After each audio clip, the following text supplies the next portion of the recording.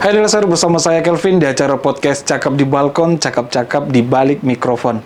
Edisi kali ini kita akan membahas dan memahami tentang literasi keuangan digital. Karena hal ini sudah menjadi aktivitas yang melekat pada kehidupan kita sehari-hari. Dan saya sudah bersama Bang Sumut Kabupaten Deli Serdang dan narasumber kita yang sudah hadir di studio, ada Ibu Nancy Julia Nasution. Halo Ibu. Iya. Selamat siang menjelang sore ya. Iya, selamat siang menjelang sore juga. Semangat Ibu. Iya, semangat pasti. Ya, masih sehat?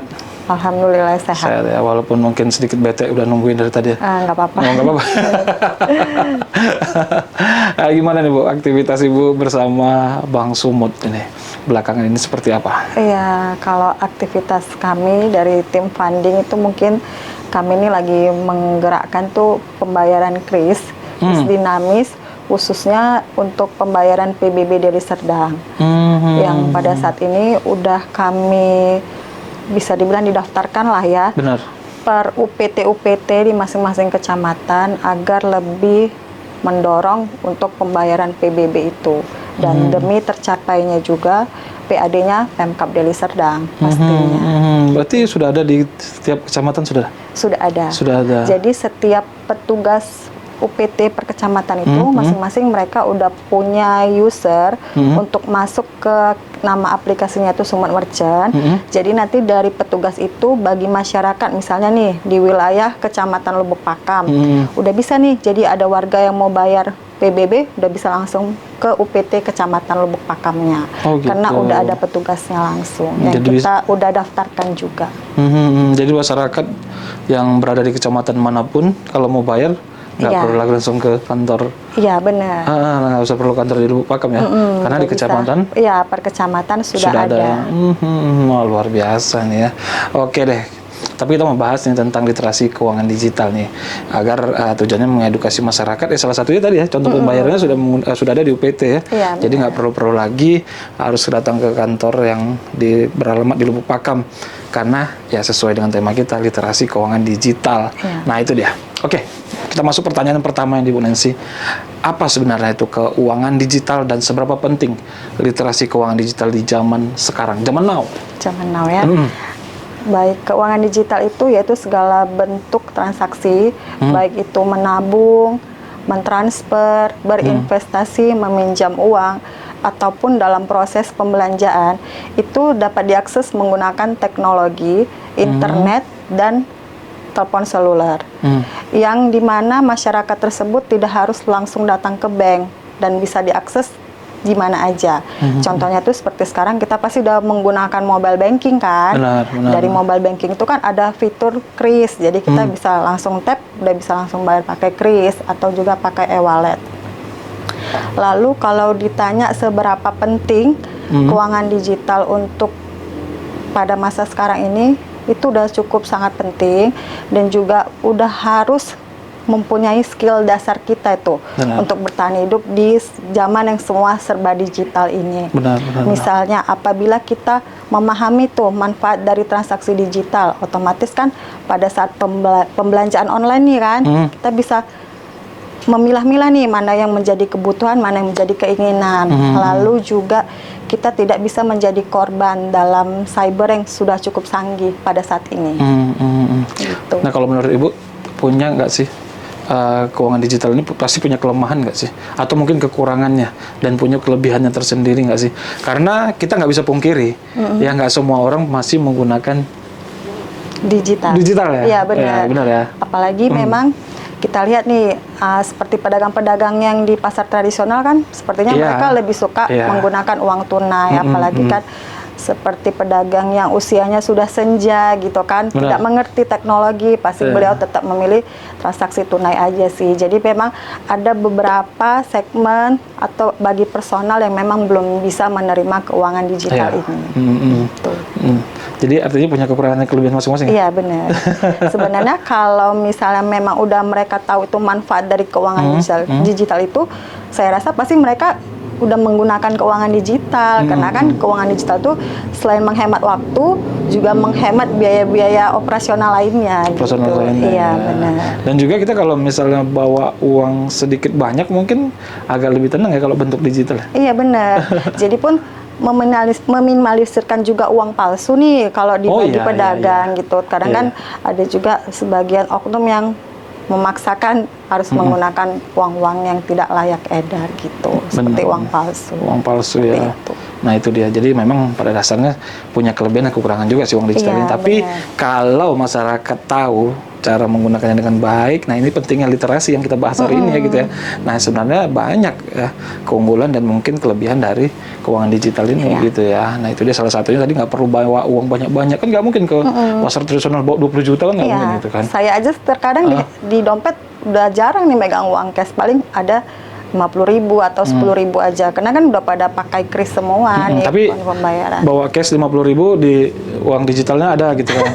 Kalau saya uang 50.000 memang tinggal itu uangnya gitu, mungkin itu beda ya gitu. Oke, kita lanjut nih Bu Nancy ya. Bagaimana nih peran Bank Sumut dalam meningkatkan literasi keuangan digital di tengah masyarakat saat ini? Sebagai bank daerah, tentunya Bank Sumut itu sebagai fasilitator utama digitalisasi daerah. Ya, contohnya seperti kami tuh jemput bola tuh. Kalau ke komoditas pasar tuh kami datengin tuh, menawarkan kris gitu. Lalu juga ke pelaku UMKM, lalu ke ASN. ASN juga udah kami edukasi untuk menggunakan transaksi digital. Lalu juga ke pelajar hingga ke pelosok Sumatera Utara itu. Jadi dengan mengedukasi nasabah-nasabah tersebut tadi, kami memperkenalkan aplikasi kami namanya New Sumut Mobile. New Sumut Mobile. Jadi di dalam aplikasi tersebut sudah terdiri dari ekosistem transaksi non tunai, di mana masyarakat yang jauh dari perkotaan itu sudah dapat mengakses transaksi digitalnya dimanapun dan kapanpun. Jadi memang aplikasi New Sumut Mobile ini juga udah setara dengan aplikasi mobile banking yang dipunyai bank-bank nasional lainnya. Bank nasionalnya. Iya. Nah, New ya, New Sumut Mobile. New Sumut Mobile. Ada kelebihannya nggak sih dari yang sebelumnya? Mungkin salah satunya itu kalau kita lagi ducat-ducat tuh atau nongki-nongki bareng teman, kadang kan satu bil nih mau dibagi nih kan ke beberapa orang. Jadi melalui aplikasi New Sumut Mobile itu udah ada fiturnya tuh namanya split bill. Jadi misalnya nih tagihannya 100.000 untuk 2 orang lah kita contohkan. Udah bisa nih nanti langsung kita split langsung dari fitur di New Sumut Mobile, jadi nanti langsung udah terbagi tuh 50.000 misalnya ke si Calvin, tinggal kita masukin aja nomor rekening si Calvin. Oh gitu. Langsung nanti terpotong dan pemberitahuan langsung ke si Calvinnya melalui aplikasi New Sumut Mobile-nya juga. Jadi langsung bagi 2 gitu. Iya, tanpa kita repot-repot lagi mentransfer gitu, udah otomatis bisa kita split bill dari aplikasi New Sumut Mobile. Jadi nggak bisa alasan lagi minta traktirin gitu ya, langsung di split bill. Nah luar biasa nih buat Delser, langsung download aplikasinya New Sumut Mobile ya. Nah itu buat kamu. Jadi di situ banyak fitur-fitur yang canggih juga, kamu keren banget deh. Nah silakan download sekarang juga bagi kamu yang, tapi sebelumnya harus ini dulu dong, buka tabungan dulu dong di Bank Sumut. Nah itu yang paling penting gitu, baru kamu bisa download aplikasinya. Oke, kita lanjut nih Bu Nancy. Seberapa penting literasi keuangan digital di era transaksi serba online seperti sekarang nih? Jadi kalau bicara transaksi online kan pasti nih ada resiko keamanannya juga kan dari yang transaksi online, dari transaksi yang tunai ke online gitu. Jadi adapun resiko keamanannya yang harus kita jaga tuh dari transaksi yang online itu, misalnya tuh seperti OTP, PIN, kata sandi, itu harus kita jaga seperti kita menjaga dompet fisik kita itu, kita kunci tuh, jangan dikasih tahu ke siapapun. Walaupun pihak bank atau pasangan gitu ya kan. Pasangan itu nggak bisa dipercaya ya. Ya karena kan masyarakat tuh mengetahui itu literasi itu kan sebagai efisiensi digital untuk menghemat waktu dan biaya operasional seperti yang saya bilang tadi. Jadi kalau memang nasabah tersebut dan masyarakat sudah mengetahui manfaat literasi keuangan yang secara digital tuh, ya saya rasa mereka pasti menjaga keamanan yang 3 tadi itu, OTP, sandi, dan password ya. Tapi gimana sih masyarakat itu bisa percaya sama Bank Sumut dalam penjagaan datanya? Bank Sumut itu udah diawasi oleh OJK, Otoritas Jasa Keuangan, dan juga untuk seluruh simpanan yang di Bank Sumut itu dijamin oleh LPS, Lembaga Penjamin Simpanan. Jadi aman ya? Aman. Aman. Oke, aman ya. Dasar ya. Ayo buruan langsung buka tabungan kamu di Bank Sumut. Oke, kita lanjut lagi nih Bu Nancy. Program apa saja yang telah dilakukan nih oleh Bank Sumut untuk mengedukasi masyarakat tentang keuangan digital? Ya, misalnya itu digitalisasi ke pasar tradisional, yaitu dengan kita mengedukasi langsung kepada para pedagang agar mereka menggunakan krisnya Bank Sumut tuh.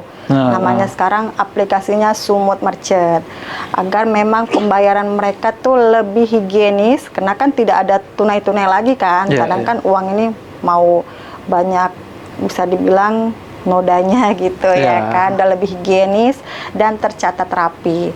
Lalu juga kita ada program keuangan inklusif itu ke sekolah-sekolah. Oh, ke sekolah-sekolah. Kita tuh mengadakan sosialisasi yang memang tujuannya itu mengajarkan anak-anak menabung sejak dini. Jadi setorannya itu mulai dari Rp5.000. Memang kita nggak berharap banyak sih dari tabungan simpel ini, cuma karena memang itu juga programnya OJK, jadi memang kita mengedukasi anak-anak para siswa lah yang ada di wilayah Deli Serdang untuk mereka menabung sejak dini. Lalu juga kita memanfaatkan kantor cabang dan juga media sosial, karena kan di kantor cabang itu ada KCP-nya kan, jadi mereka bisa memanfaatkan nih jaringan-jaringan di sekitar wilayah KCP-nya. Lalu juga media sosial kami. Jadi nanti kami mengedukasi nih kepada seluruh masyarakat dan juga para nasabah fitur-fitur apa aja yang ada di New Sumut Mobile tadi dan keunggulannya. Lalu juga mengedukasi kepada seluruh masyarakat dan nasabah apa itu pinjaman yang lagi marak-marak sekarang kan, pinjam judol. Iya, benar. Pinjol yang ilegal gitu sih, kita edukasi kepada nasabah dan seluruh masyarakat. Nah, kita setuju nih kalau keuangan digital ini biasanya paling banyak penggunanya adalah Gen Z ya? Iya, benar. Setuju ya? Setuju. Nah, kira-kira kalau dari Bank Sumut sendiri, apa sih keuntungan buat Gen Z ini dan apa yang buat menarik buat Gen Z ini agar membuka tabungan di Bank Sumut nih di era digital sekarang? Kira-kira apa sih Bu Nancy? Kalau keuntungannya untuk Gen Z itu ya di aplikasi New Sumut Mobile tuh udah bisa e-wallet juga kan. Oh ya. E-wallet semua udah tersedia di aplikasi New Sumut Mobile. Cuma mungkin yang lagi ready pada saat ini kan, ATM kami tuh ada khusus PSMS. Jadi bagi pecinta PSMS tuh, klub bola. Oke, PSMS ATM kami tuh lagi di branding dengan PSMS. Jadi motifnya itu motif PSMS ya. Jadi banyak juga tuh teman-teman saya gitu kan, yang mereka mengganti ATM-nya karena memang lagi ada nih tren PSMS, logo PSMS, dan mungkin memang juga mereka pencinta PSMS ya langsung mereka ganti datang ke kantor. Gitu. Oh, jadi ini kalau ada adik-adik yang pengen ganti atau siapapun yang mau ganti boleh nih? Boleh. Boleh ya? Jadi harus ganti kartunya langsung ya? Iya. Dengan trennya logo-logo PSMS ya? PSMS ya. Gitu. Oke, luar biasa. Tapi dalam mengedukasi masyarakat itu tentang keuangan digital ini, ada nggak sih tantangannya?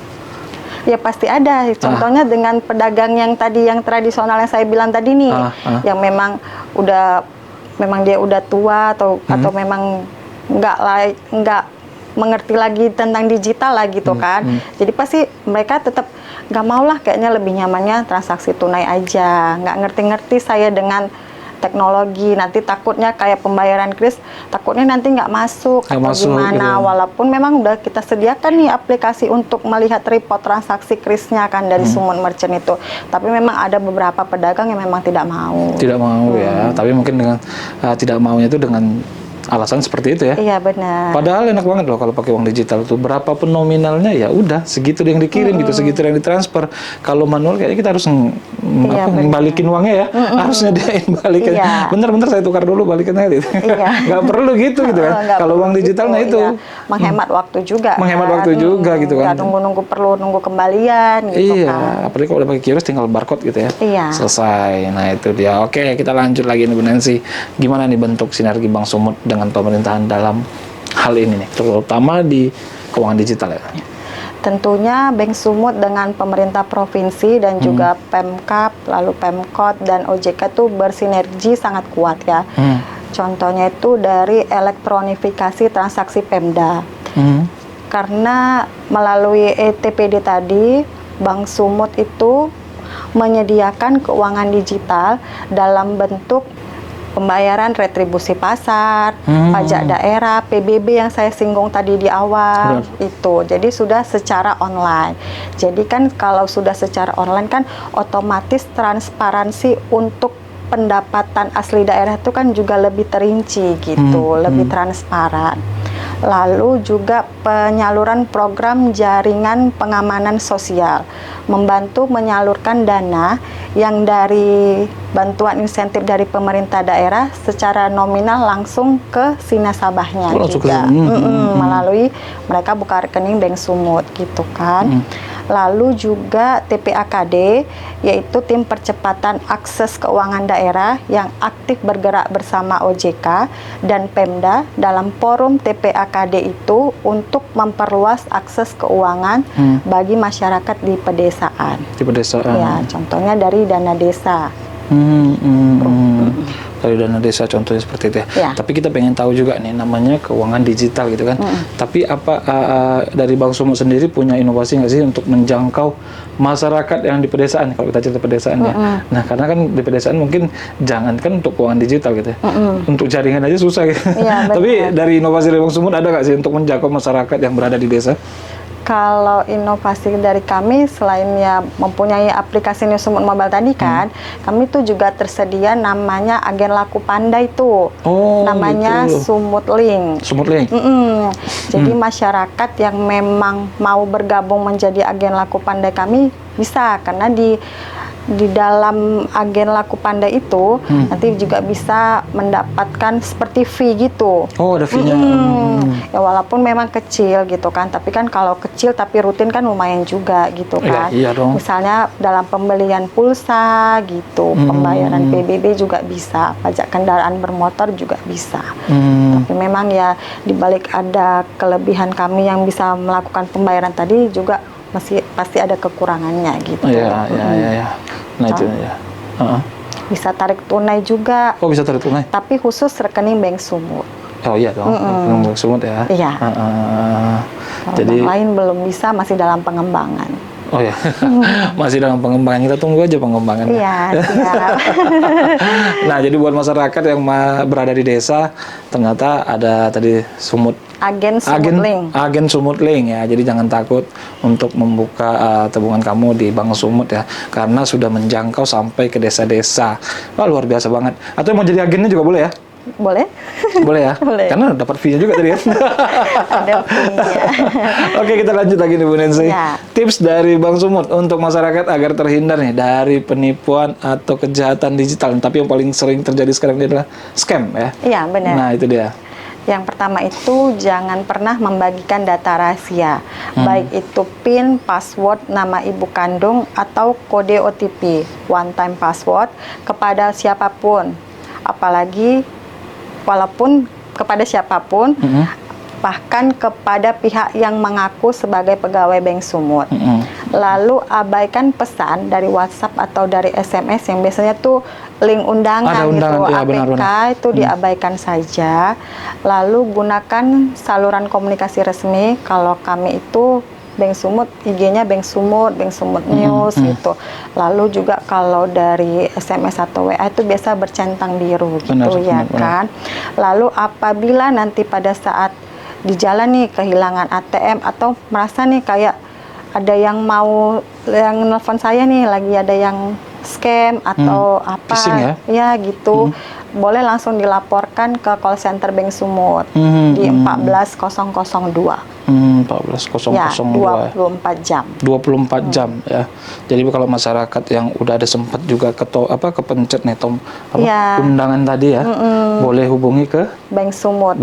Call center 14002. 14002 ya. Jadi jangan langsung panik ya. Jangan langsung panik. Langsung hubungi call center Bank Sumut. Langsung pingsan. Iya, jangan langsung pingsan gitu. Tengok story orang dulu. Wah, nanti duduk dulu baru hubungi ke call center Bang Sumut ya. 14002. 14002. Nah, itu dia. Oke.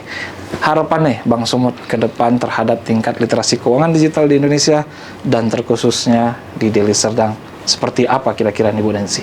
Ya, sebagai wilayah yang mengelilingi ibu kota Provinsi Sumatera Utara kan Deli Serdang Oh ini ya, kan Deli Serdang mengelilingi ya. Dan juga ada Bandara Kuala Namu ya di Deli Serdang. Deli Serdang ini memiliki potensi yang ekonominya yang sangat besar, Benar. baik itu di sektor pertanian, industri, hingga pariwisata. Jadi harapannya Bang Sumut ini kepada Deli Serdang mulai dari petani yang di SM Hilir, lalu pedagang yang di Lubuk Pakam, UMKM yang ada di Percut Setuan. Semoga nanti seluruh masyarakatnya memang bisa mandiri dalam keuangan digital. Harapannya itu supaya tidak ada lagi nih penipuan secara online ataupun cyber itu tidak berdampak kepada masyarakat yang ada di Deli Serdang. Lalu juga harapannya dapat memanfaatkan modal usaha yang kami berikan. Misalnya kami kan memfasilitasi nih, ada kurnya Bang Sumut, itu bisa dimanfaatkan nih oleh masyarakat di wilayah Deli Serdang untuk menambah modal sehingga mendongkrak perekonomiannya agar lebih maksimal dan mapan di daerah tersebut. Nah itu dia. Jadi ayo buruan pakai dana kur Bang Sumut ya. Karena setelah ini saya juga mau ke Bang Sumut. Oke deh. Ya. Mungkin ada lagi yang mau disampaikan buat masyarakat yang nonton kita, Ibu? Saya rasa cukup. Cukup ya. Oke, luar biasa. Terima kasih Ibu sudah hadir di podcast kita. Luar biasa. Nanti kalau ada waktu kita undang lagi untuk pembahasan tema-tema yang lainnya. Tapi tema hari ini literasi keuangan digital itu sangat luar biasa karena memang kegiatan literasi keuangan digital ini memang sudah melekat dalam kehidupan sehari-hari gitu ya. Karena kemana-mana pun kita selalu menggunakan uang digital.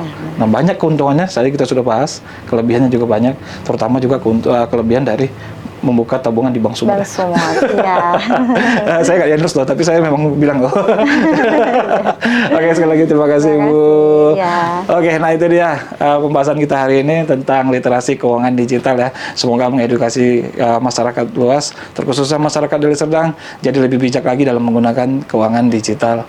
Oke, luar biasa. Terima kasih kepada Bang Sumut dan berakhir sudah podcast kita hari ini. Mari kita dukung terus program dan visi misi Bapak Bupati Deli Serdang dan Bapak Wakil Bupati Deli Serdang, dan mari kita menjadi warga yang taat pajak agar pembangunan Deli Serdang jauh lebih maju lagi. Akhir kata saya Kelvin mewakili Ibu Nancy nih dari Bank Sumut Kabupaten Deli Serdang dan seluruh kru yang bertugas, jangan lupa like, komen, dan subscribe channel Pemkab Deli Serdang. Akhir kata saya Kelvin, salam Deli Serdang, sehat.